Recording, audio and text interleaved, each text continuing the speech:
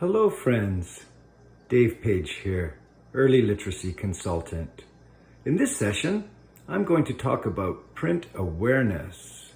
How do young children become aware of what print is? What do we use it for? What is the mystery behind the alphabet? What are typical ages and stages of development? Learning the ABC song, recognizing some letters. So in this session, I'll talk about these topics and more, and hopefully introduce you to some materials that you can easily find at your local store or in the library, for example. So one thing we do from a very early age is sing the ABC song, and that's certainly a good thing to do. As we know, it's the same melody as Twinkle, Twinkle. And when you sing the ABC song, you can point out the alphabet.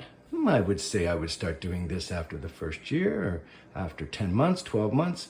Start pointing out the alphabet by having a poster in the house or a printout from your printer of the alphabet. Now here, this alphabet is found right inside the great ABC book by Bill Martin Jr. called Chicka Chicka Boom. And in this book, we know the letters are found right up the tree, climbing the coconut tree. So one thing we can do for print awareness is read to our children regularly. They will see that books are important. We can have ABC materials around, such as blocks, magnets, stickers, cards. We can give them materials to draw, and we can show them how we draw too. Before children identify letters, they are interested in contrasts and shapes. So pointing out a circle is a first step in that growth. And look at the circle. It's an interesting item because we tell children about a letter O, we tell them about a zero, a sphere, a circle. So there's lots of concepts children have to learn. And typically as they're learning the ABC song, they're learning how to count as well.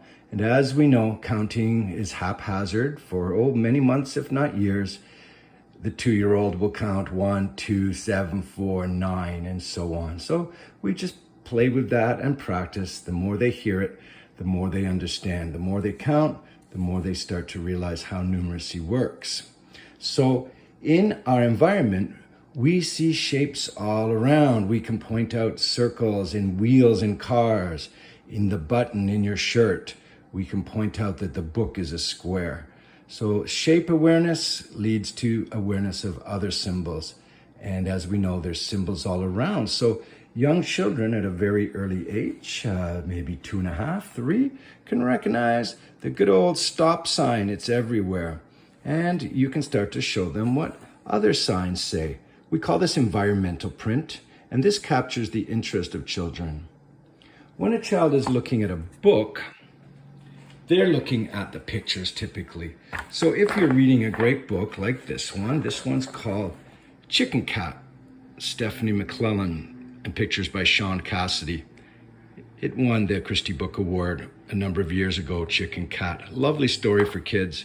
But when you're reading this, they're looking at the evocative pictures, the beautiful pictures.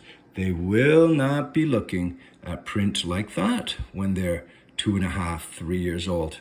Just imagine yourself trying to decipher Egyptian hieroglyphics. It's not going to happen. Imagine looking at a language that you don't have any knowledge of. Maybe that would be Korean or Arabic. You're not going to be able to pull out any meaning from the letters. So when do children start to find meaning? Well, they do when they see the word going with an item that it represents. So here we have Pete the cat, and what does it say? It says bus.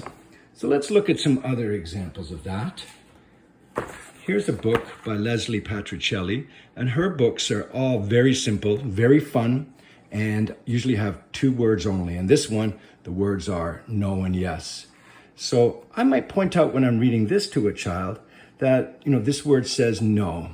And this word says yes. No, no. Yes, yes. And these are repeated throughout the book.